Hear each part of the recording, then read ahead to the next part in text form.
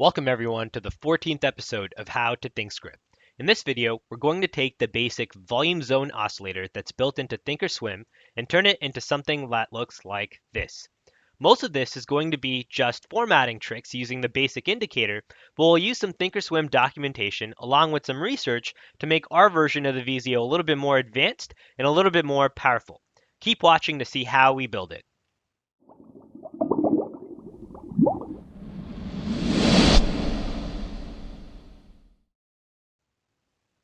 Our futures volatility box gave us a really nice entry to get long gold.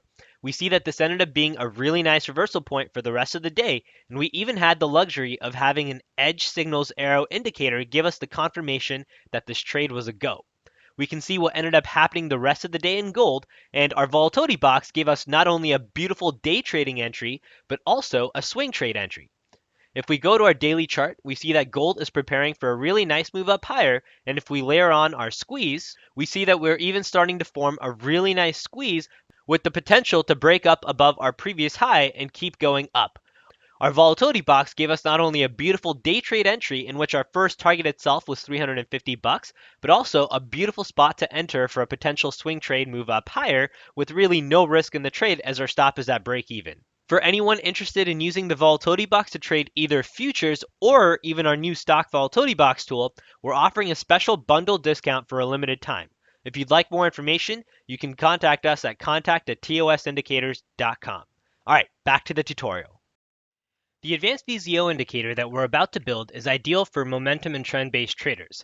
That means the other indicators that you'd want to pair it with are also similar indicators, right? Something like the squeeze, which we released our tutorial to help you create a dashboard for, then something maybe like moving averages, something like our simple breakout tool, things of that nature, right? This is the basket that the Advanced VZO falls under compared to our overbought, oversold indicators. Now, in this tutorial, we're going to cover a handful of concepts. The first is going to be reading ThinkOrSwim documentation and taking the information that they give us themselves and translating that into code.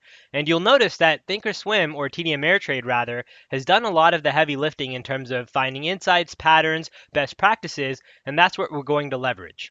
Next, we'll also talk about formatting tips and tricks in terms of how we output this indicator.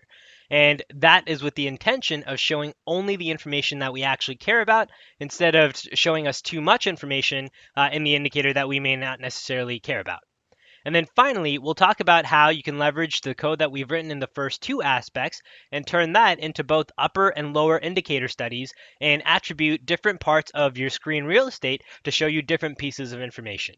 Let's get started. If you'd like to skip this tutorial and just download the indicator code right away, it's available for download on our website at tosindicators.com/indicator/VZO. We'll start by first defining what does VZO actually stand for. So this abbreviation in itself represents the Volume Zone Oscillator.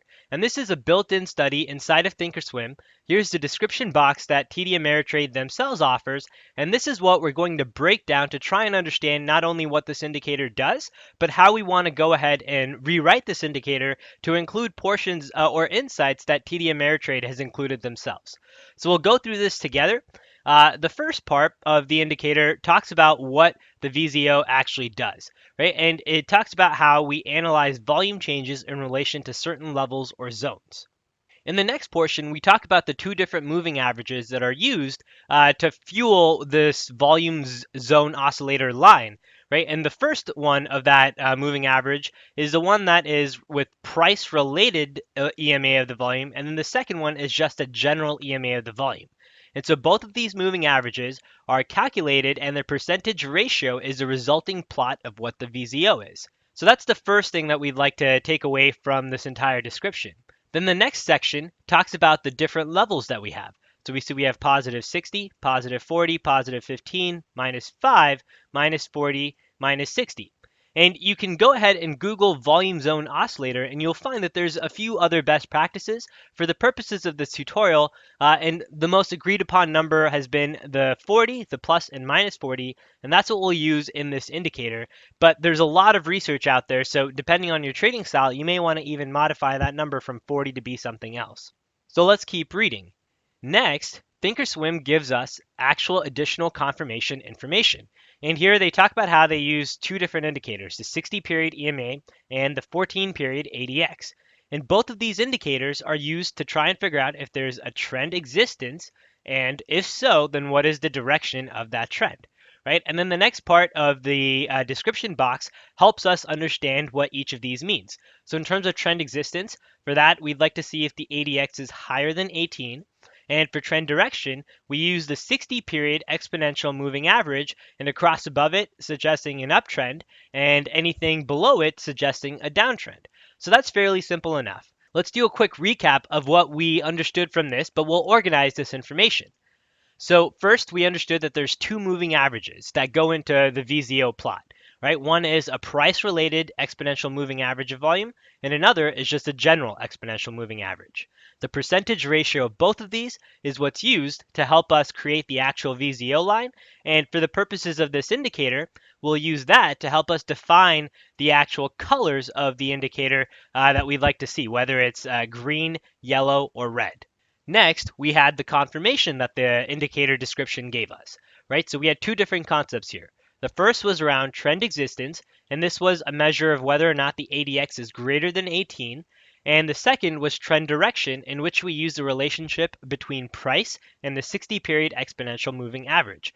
And we'll use this for our upper study in terms of determining our bullish and bearish arrow signals. And this will be the arrow that we're looking at in terms of the actual burst of movement, where you might say be looking for an ideal entry. And for all of our volatility box members, we'll be sending out the scans for this particular bullish and bearish arrow signal with this week's indicator update. All right, so I think that's all the information that we need. Now we can head on over to our ThinkOrSwim platform and start coding. So we'll start by going to our studies icon, and we'll first pull up the built-in volume zone oscillator code inside of ThinkOrSwim. We see that right here. You can click the scroll icon, and even though it's locked, we do see that we have the full code available for the VZO, right? Our two calculations are right here, the VP and the TV, based on the different types of volume that we're looking at, and then we have all of our plots in terms of the levels. So let's go ahead and copy paste all of this code into a new study. We'll click create, and here we'll copy paste that code in, and we'll call this TI Advanced VZO, and we'll call this the lower study, right? So here we've already declared lower. We know that this is a TD Ameritrade study, so we can move this up for the time being to keep the code clean.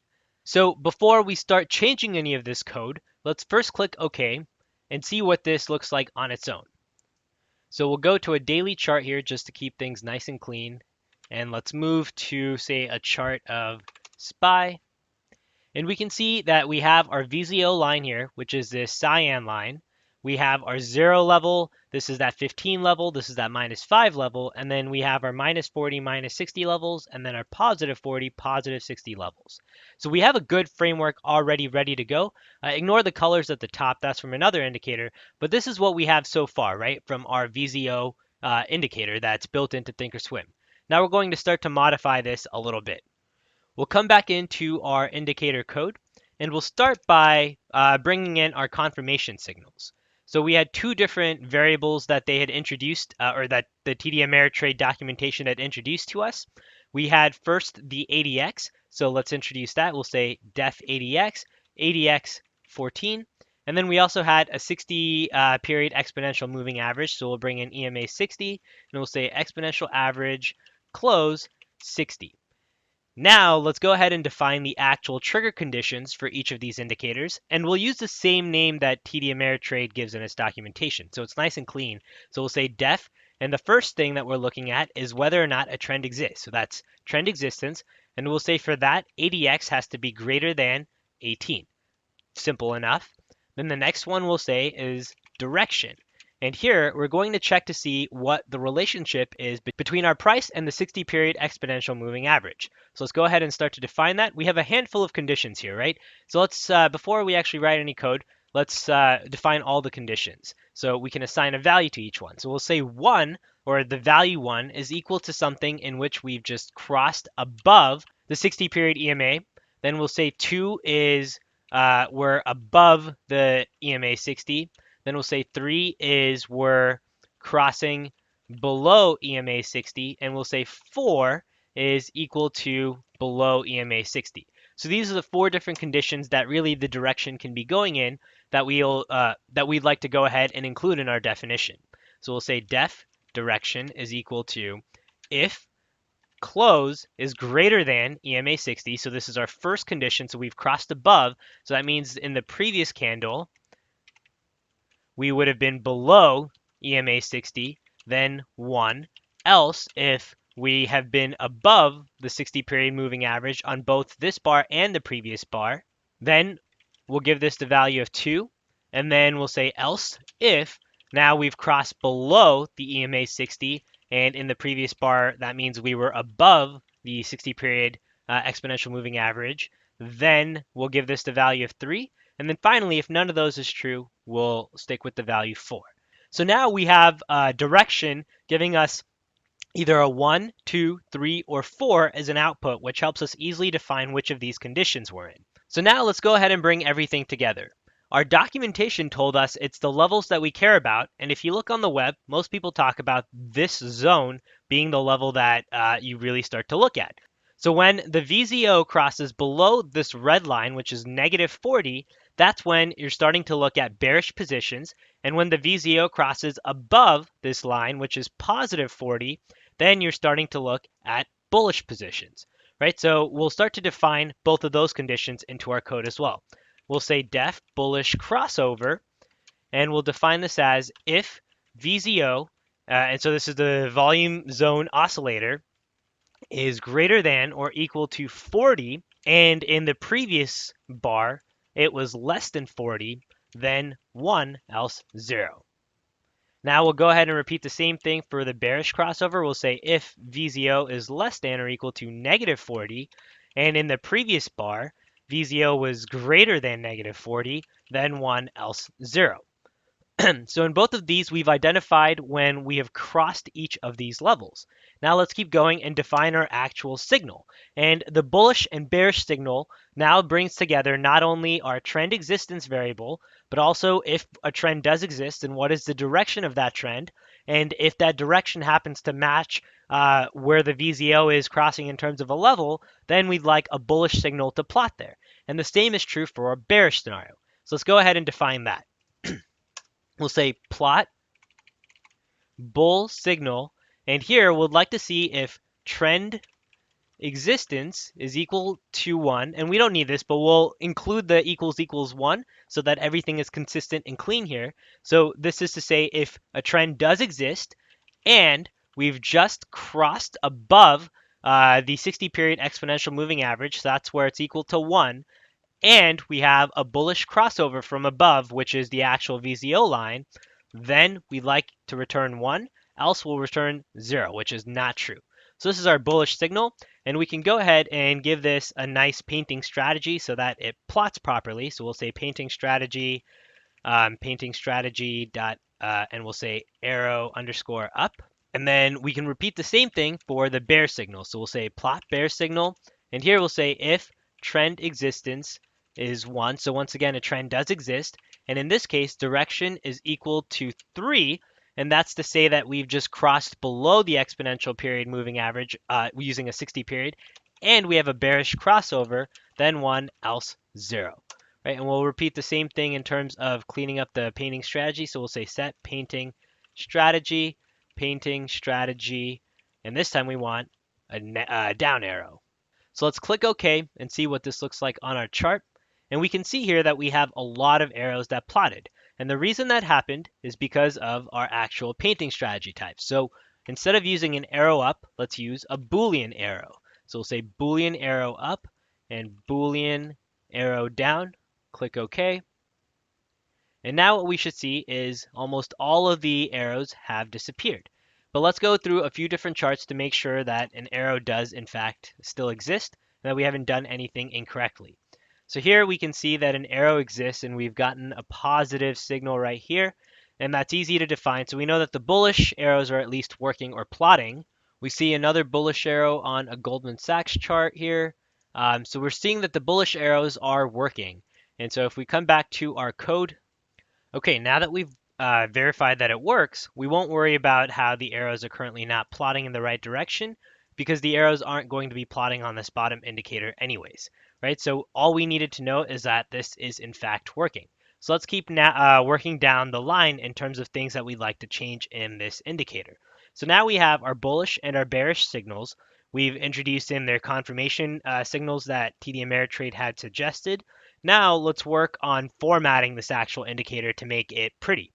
So the first thing is lines. There's way too many of them, so let's start to get rid of some of that. So we can comment out our 15 line that we don't necessarily care about. We can do the same with the -5 line here, and then we'll go ahead and do that with their actual color settings as well. So now if we click apply, what we should see is the indicators a little bit more cleaned up, and we'll go ahead and comment out our bullish and bearish code as well for the time being, just so that the indicator lines up nicely. And so we see that now we have a little bit less line, so it looks a little bit cleaner. Let's change each of these zones into clouds so that instead of looking like lines, they look like clouds, which makes the indicator look a little bit nicer. So we'll say add clouds, and here we'll add a cloud between 40 and 60, which is our upper zone. And if we're in that zone, we'll say color.green, and then we'll do the same thing with add cloud. Oh, clouds, and then we'll say -40, -60, color.red, color.red. So now if we click apply, oops, it's add cloud, not clouds. So if we click apply, we can see that the indicator is now taking on a bit of a color here. So it looks a little bit cleaner. Okay, so next what we'd like to do is go ahead and define this line to start to change colors based on where it is in relation to the actual indicator. And using this entire zone doesn't seem to make a lot of sense because otherwise our line would be one color for a majority of the time. So let's instead use the built-in lines or levels that TD Ameritrade has given us, right? So we'll use these 15 and these 5, or this -5 line values in this portion of the tutorial, in which we assign the actual value color. So we'll say VZO.assign value color, and we'll say if we're above the 15 line, so the positive 15 line, then let's go ahead and make our VZO line green. So anything above that line tells us, hey, we are now in a bullish zone, and we're looking at the line being green to help us easily tell that. Then we'll use the 15 to the -5 zone to help us figure out anything that's in that yellow area. And then finally, anything below the -5 zone will be using our red line, right? So this bottom portion's red, this middle portion's yellow, and then this top portion, this top portion is green. So let's go ahead and incorporate that into the code. So we'll say VZO.assign value color, and if VZO is greater than 15, then we want the color to be green. Else, if VZO is greater than -5, which was our next level, then we want color to be yellow. And then finally, if it's below even -5, then we want the color to be red. So once we close that out, we can now see if we click apply that our line actually starts to change colors. And now comes in the trick of how do we get in our dot so it looks almost like a line is connecting a dot for essentially every time we get this new value, and it looks a little bit cleaner. So our trick to do that is to come right back up here where we have our plot, and we'll copy paste in one more value of this VZO. And here we'll say plot VZO, and we'll say underscore dots. And then we can go ahead and define it to have the dots, or the points painting strategy rather. So we'll say VZO dots dot set painting strategy, and we'll give this painting strategy dot points. And so now if we click apply, hopefully what we see is we now have points plotted, or at least dots on our actual chart. And we can now apply that same logic that we applied to the VZO line to our dots line as well, right? And so we'll say VZO underscore dots, and then give it the same exact code that we gave it right up here to our actual VZO line. So now if we click apply, we should start to see that it's starting to look just like we expected. The dots match the same color, and this makes the indicator look a little bit nicer. Let's go ahead and also increase the weightage of the dots. So we'll say VZO dot underscore dots dot set line weight, and we'll give this a weight of 3. Actually, let's see what 3 looks like. Yep, so 3 looks nice. And so what we have so far now is an indicator which changes color based off of where we are on the charts. It looks nice and clean, and it achieves the same purpose that we're looking for, which is we start to know when we're getting some of these moves, right? And so now what we need to do is bring in our code for the upper study. So we'll copy paste all of this one more time. We'll create a new study, and here we'll name this TI Advanced VZO Upper. Come back up, and we'll click Declare Upper here. And now once we come down, we can remove our commented out bull and bearish signals. This is what we care about. We don't need the clouds here. We can change the VZO.assign value color to change now instead for the candles, and we'll change assign value color to be assign price color. And so that takes care of changing the actual colors of our price candles. And here we can remove all of this code in which we set the painting strategy. And now if we click apply, let's see what this upper study looks like. So we see that it's still messed up because of the plot of the VZO line. So let's go ahead and remove that. So if we come in here, we can change all of these to now be defs. In fact, we only need the first one, so we'll just say definition for that. And for the rest of this, we can remove the code. We can also remove the code for the set default color.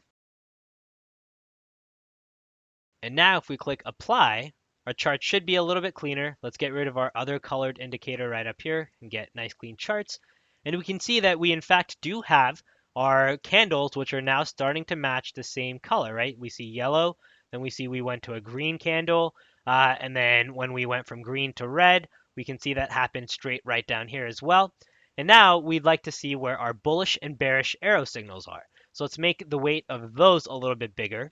We'll come in and we'll give each of those weightage of 5. So we'll say bull signal dot set line weight, and we'll say 5 here.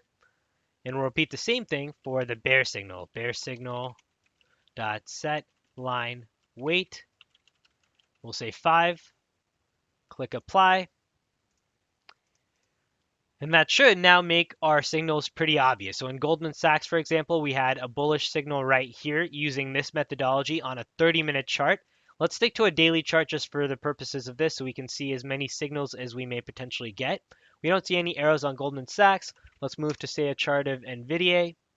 Here we can see we had a bullish signal right there. We had a bearish signal after earnings. So we see that this indicator is starting to populate the way we would expect it to. Now, if we layer on top our squeeze, let's take a look when each of those signals happen to see if this indicator gives us any additional edge. Right, so we see the squeeze was starting to form right here. We had a bullish signal, I believe, on the final day of the squeeze, or right when it actually burst. And then we didn't really get as much of a follow through with the squeeze as we expected, but for momentum traders, this was still a relatively nice burst. Now let's take a look at this bearish signal. We see nothing straight down here with the squeeze. Let's try changing the settings to see if our more aggressive squeeze would have given us some opportunity. So if we change that to 2, we come back in here. Here we do see that we did have, in fact, a squeeze opportunity. We had a squeeze, which did end up firing bearishly, and this arrow helped you get into some of those momentum-based trades. So for all of our members, we'll be creating a scan in which you can easily identify both these bullish and bearish arrow signals on whatever time frame chart you're looking for. And then you can, of course, start to layer on things like a squeeze scan to really start to find some of these opportunities easily. And that's it. You have your very own version of a supercharged, smarter version of the built-in Volume Zone Oscillator Indicator inside of ThinkOrSwim. So with this advanced VZO, you have confirmation signals that you've built in for yourself. And you can also start to take this a little bit further, start to look at things like our VScore tutorial if you want to learn how to create alerts and set alerts for yourself so that, say, you're looking at a chart of the S&P. You might even be looking at this, say, on futures. You can then start to create alerts as to whenever you have a bullish or bearish arrow signal and have the ThinkOrSwim platform work for you. Hopefully you enjoyed this tutorial and you learned how we take documentation that ThinkOrSwim gives us, dissect that, and turn that into something that looks like this, which is an indicator that you can build easily by yourself fairly quickly and is a powerful trading tool that you can use that you know exactly each component of. If you enjoyed this tutorial, make sure to like the video and subscribe to get more awesome free content. And keep watching to see our previous tutorial in which we built a TTM squeeze dashboard in under 25 minutes, which you can use alongside this indicator to start to really find some of these momentum-based entries. All right, take care everyone, and we'll see you in the next tutorial video.